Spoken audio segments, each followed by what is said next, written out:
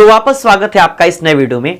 इस वीडियो में हम लोग संपर्क विधि, जिसको हिंदी में संपर्श विधि या कांटेक्ट विधि यानी कांटेक्ट प्रोसेस के नाम से जानते हैं, उसके बारे में पढ़ेंगे।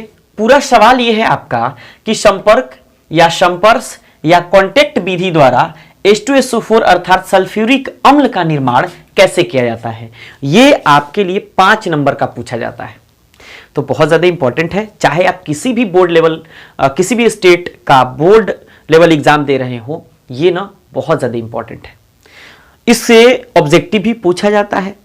सब्जेक्टिव तो 5 नंबर का, ऑब्जेक्टिव भी 1-2 नंबर का पूछ लिया जाता है। ऑब्जेक्टिव की भी हम लास्ट में चर्चा करेंगे।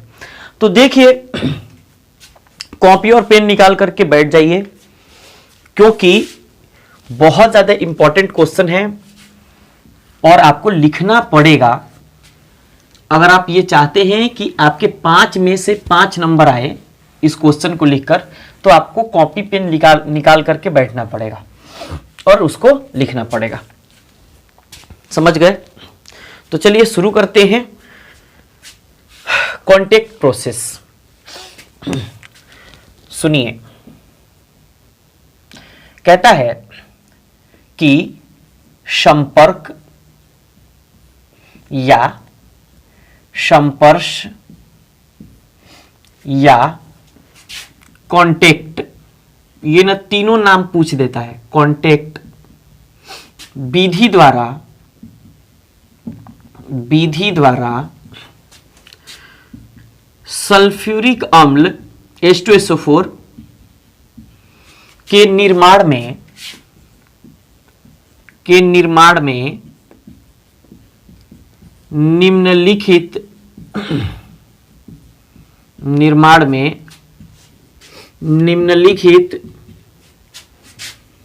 स्टेप शामिल होते हैं।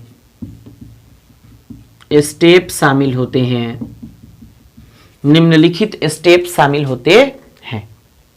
कौन कौन से स्टेप शामिल होते हैं भाई, जरा देखिए। जैसा हम लिख रहे हैं ना, वैसा आप लिखिए।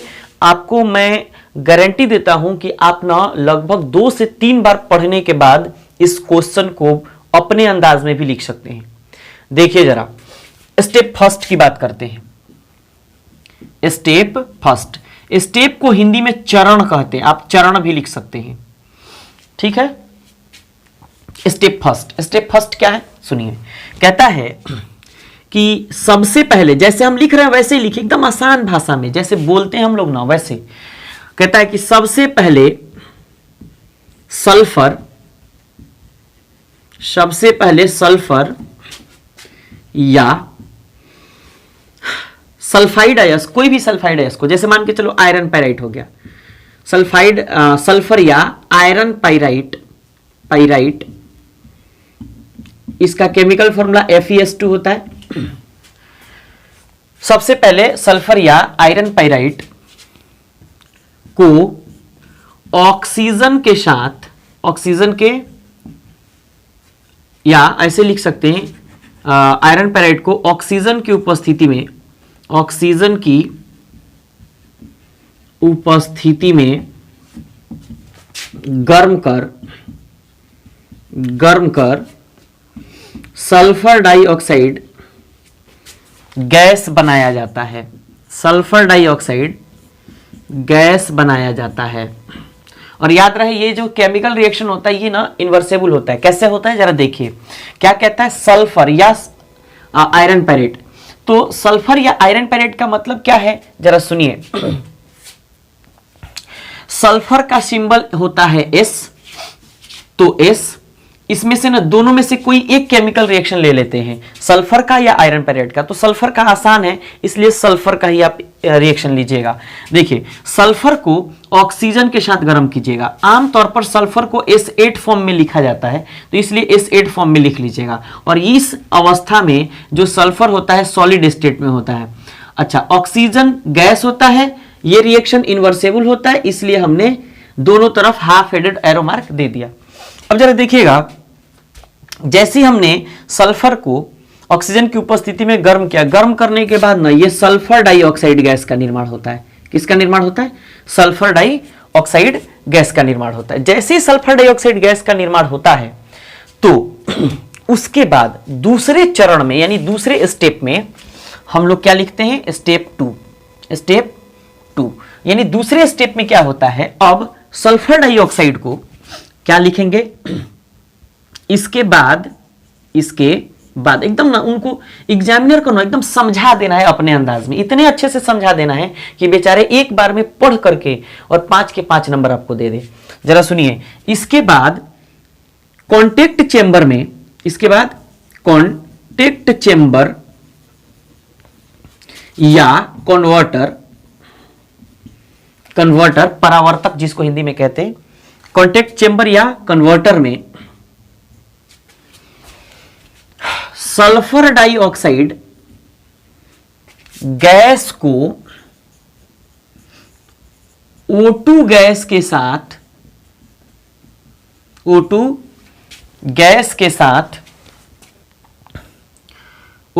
के साथ प्लेटिनम या वेनेडियम पेंटाऑक्साइड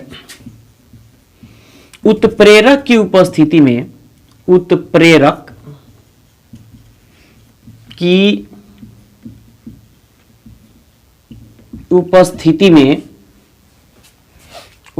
में 723 केल्विन ताप पर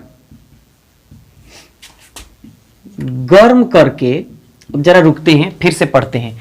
इसके बाद कॉन्टेक्ट चेंबर या कन्वर्टर में सल्फर डाइऑक्साइड गैस को ऑक्सीजन गैस के साथ प्लेटिनम या वेनेडियम पेंटाऑक्साइड उत्प्रेरक की उपस्थिति में 700 केल्विन ताप पर गर्म करके SO3 यानी सल्फर ट्राइऑक्साइड गैस, ये SO2 यानी कि सल्फर डाइऑक्साइड गैस, ये SO3 यानी सल्फर ट्राइऑक्साइड गैस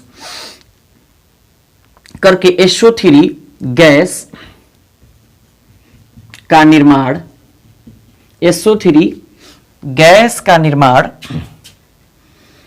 किया जाता है। अब जरा सुनिए, तो रिएक्शन क्या लिखिएगा, कहिएगा, कह रहा है SO2 गैस को O2 के साथ SO2 गैस प्लस O2 भी गैस, ये रिएक्शन इन्वर्सेबल होता है, फिर हाफ हेडेड एरो मार्क लिखेंगे। अच्छा, क्या बनेगा, SO3 गैस और उसके बाद लगभग हीट एंथैल्पी के फॉर्म में -196 किलो कैलोरी लिख लीजिएगा। दिख रहा है या नहीं दिख रहा है, देखते हैं, नहीं दिख रहा है तो रिएक्शन को ना थोड़ा सा और इधर लिखते हैं, थोड़ा सा इस रिएक्शन को और इधर लिखते हैं। ये है SO2 गैस, फिर ये ऑक्सीजन गैस और फिर इधर कौन कौन सा उत्प्रेरक है, प्लेटिनम या वेनेडियम पेंटाऑक्साइड यानी V2O5। कितना टेम्परेचर है, 723 केल्विन। बन क्या रहा है, सल्फर ट्राइऑक्साइड गैस और उसके बाद एंथैल्पी के फॉर्म में, हीट एंथैल्पी के फॉर्म में -196 किलो कैलोरी एनर्जी रिलीज होती है। इसका मतलब यह है कि ये ना एक एक्सोथर्मिक केमिकल रिएक्शन है। तो यहां लिखेगा कि यह एक्सोथर्मिक यानी उष्माक्षेपी एक्सोथर्मिक रिएक्शन होता है। यहीं से ली चैटलियर प्रोसेस भी आप इस्तेमाल कर सकते हैं, लेकिन उससे भी हम आसान आपको तरीका बता देते हैं। ये आपका 2 स्टेप हो गया। चलिए 2 स्टेप को लिखिए या स्क्रीनशॉट लीजिए और फिर हम तीसरे स्टेप की बात करते हैं। तीसरे स्टेप की अब इसके आगे बात करेंगे, पहले इनको आप लिख लीजिए। तो चलिए अब हम लोग स्टेप 3 की बात करते हैं। जरा देखिए, यह है स्टेप 3 यानी स्टेप 3। कहेंगे कि अब प्राप्त SO3 यानी सल्फर ट्राइऑक्साइड को सांद्र और कितना प्रतिशत सांद्र, 98% सांद्र, 98% सांद्र H2SO4। अब प्राप्त SO3 को यानी सल्फर ट्राइऑक्साइड को 98% सांद्र H2SO4 के साथ मिलाया जाता है या मिक्स किया जाता है तो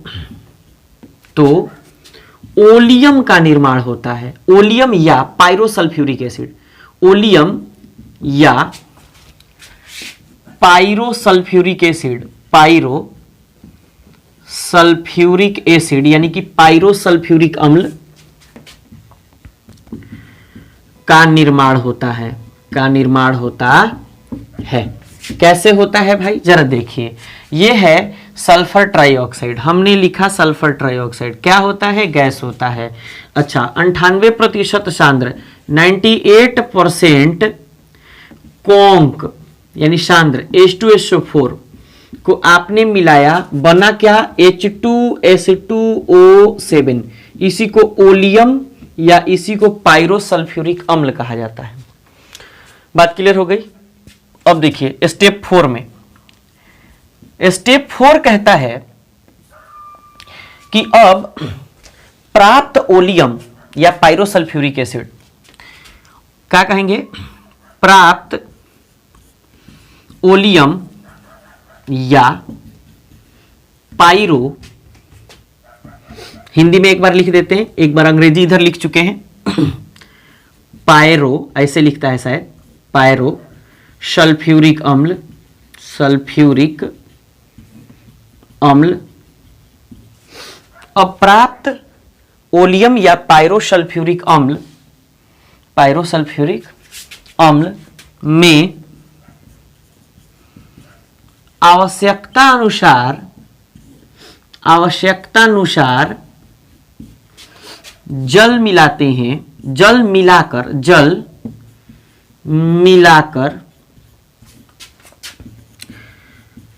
लगभग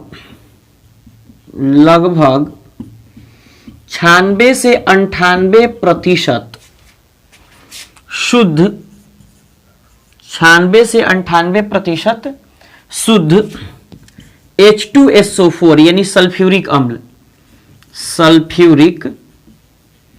सल्फ्यूरिक अम्ल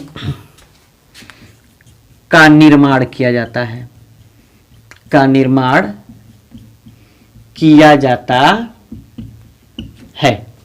कैसे, जरा देखिए। यह है ओलियम, तो ओलियम H2S2O7 में आवश्यकता अनुसार जल हमने मिलाया, जितना आप मॉलिक्यूल ले लें, X molecule, Y molecule, Z molecule, जो आप मॉलिक्यूल रखना चाहते हैं रख लें। तो जैसे ही आप जल मिलाते हैं, तो जल मिलाने के बाद ये ना H2SO4 कितना मोल, 2 मोल, 2 मोल H2SO4 यानी कि सल्फ्यूरिक अम्ल, सल्फ्यूरिक अम्ल प्राप्त होता है। ये सभी रिएक्शन जो होती हैं ये ऊष्माक्षेपी होती हैं, इसलिए आप नीचे लिख सकते हैं कि सल्फ्यूरिक अम्ल के निर्माण में, हम बोल देते हैं, आप लिख लीजिएगा, जगह नहीं है। सल्फ्यूरिक अम्ल के निर्माण के बाद इसके आयतन में थोड़ी वृद्धि होती है, थोड़ी सी वृद्धि होती है, और यह रिएक्शन ऊष्माक्षेपी होती है, इसलिए यह ली चैटलियर सिद्धांत के अनुसार काम करती है और इसकी अधिक मात्रा में उत्पादन के लिए अधिक दाब और कम ताप, अधिक दाब और कम ताप की आवश्यकता होती है। इसलिए लगभग 723 केल्विन ताप और लगभग 1 पास्कल दाब और वेनेडियम पेंटाऑक्साइड या प्लेटिनम उत्प्रेरक का इस्तेमाल किया जाता है, ताकि अधिक मात्रा में SO3, जो अभी दूसरा स्टेप लिखे थे, अधिक मात्रा में SO3 प्राप्त हो सके और उससे ओलियम और ओलियम के बाद सल्फ्यूरिक एसिड का निर्माण हो सके। पूरा प्रोसेस आपने लिख लिया। तो चलिए अब आप इसका स्क्रीनशॉट ले लीजिए पहले, और जो भी आपने लिखा, जो भी हमने बोला अभी, तो उसको आप उसके नीचे लिख लीजिएगा। और ये रहा आपका 5 नंबर का सवाल। तो आपने स्क्रीनशॉट ले लिया, चलिए आगे बढ़ते हैं। और अब बताइए आपको ये वीडियो कैसा लगा। लेकिन ऑब्जेक्टिव की थोड़ी बात रह गई। ऑब्जेक्टिव की बात पूछी जाती है कि बताइए प्लेटिनम या V2O5 यानी वेनेडियम पेंटा ऑक्साइड किस विधि में इस्तेमाल किया जाता है, या वेनेडियम पेंटाऑक्साइड और प्लेटिनम उत्प्रेरक या प्लेटिनम उत्प्रेरक किस विधि में इस्तेमाल किया जाता है। तो कहिएगा संपर्क विधि में या संपर्श विधि में, या उसी को अंग्रेजी में कहिएगा कॉन्टैक्ट प्रोसेस। क्या कहिएगा? Contact process. अच्छा, अब कहिएगा कि भाई H2H2O7 क्या है, तो कहिएगा ओलियम है। ओलियम का दूसरा नाम क्या होता है? पायरोसल्फ्यूरिक अम्ल। यहां लिखा हमने पायरोसल्फ्यूरिक अम्ल। बात क्लियर हो गई। अच्छा, एक और सवाल है कि पायरोसल्फ्यूरिक अम्ल में जैसे ही जल मिलाते हैं तो कितना प्रतिशत शुद्ध आपको सल्फ्यूरिक अम्ल प्राप्त होता है? तो 96 से 98% शुद्ध सल्फ्यूरिक अम्ल प्राप्त होता है। और कितना प्रतिशत H2SO4 हम SO3 में मिलाते हैं? तो 98% वो सांद्र होता है। 98% आप शुद्ध भी कह सकते हो, लेकिन 98% सांद्र H2SO4 SO3 में मिलाया जाता है, तब जाकर के पायरोसल्फ्यूरिक अम्ल यानी ओलियम का निर्माण होता है। तो ये ऑब्जेक्टिव के पोर्शन रहे। तो अब बताइए आपको ये वीडियो कैसा लगा। वीडियो अगर अच्छा लगे तो लाइक का बटन जरूर दबाइएगा, और अगर आप चैनल पे पहली बार आए हैं तो चैनल को सब्सक्राइब करके बेल आइकन को जरूर प्रेस करिए, और 2-4 व्हाट्सएप ग्रुप में आप जरूर शेयर करिए अगर अच्छा लगा हो तो। मिलते हैं नेक्स्ट वीडियो में ऐसे ही मजेदार 5 नंबर के सवाल के साथ। तो अभी एग्जाम की तैयारी करते रहिए, अच्छी नींद लेते रहिए और प्रैक्टिस खूब करते रहिए ताकि नंबर आपके बेहतर आ सके। चलिए मिलते हैं नेक्स्ट वीडियो में। Thanks for watching.